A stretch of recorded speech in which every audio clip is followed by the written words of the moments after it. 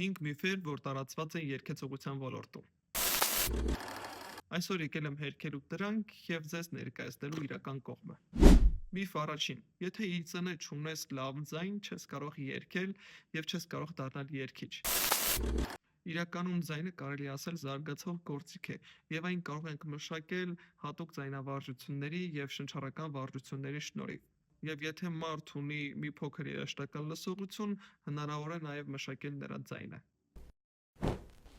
Միֆ երկրորդ. լավ երգիչը միշտ բարձր է երգում։ Իրականում այդպես չէ։ Լավ երգիչը վերահսկում է իր ձայնը, եւ շատ դեպքերում ցածր եւ հստակ նոտաներ երգելը ավելի բարդ է, քան բարձր երգելը։ Միֆ երրորդ. եթե երգիչը լավն է, ընդամենը մեկ երգի թողարկմամբ նա կհասնի մեծ հաջողությունների։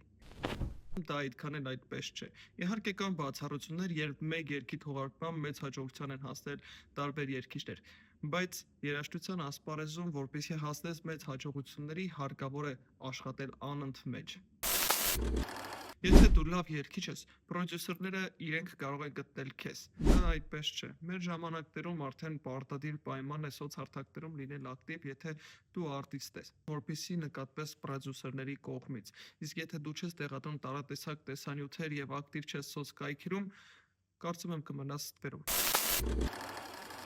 Եվ վերջինը միֆ 5-րդ. եթե երգիչը լավն է, նա կարող է կատարել ցանկացած երգ։ Իրականում դա այդպես չէ։ Ցանկացած երգ ունի իր բարդությունը, իր տեխնիկական պահանջմունքներն ու հնարավորությունները, որոնք կարող ես կիրառել այդ երգում, եւ համեմատելով երգչի տեխնիկան եւ ունակությունները, պետք է հասկանալ ինչ երգ կարող է նա կատարել, ինչի կարող հավասարապես կատարել տարբեր երգեր նույն ձևով։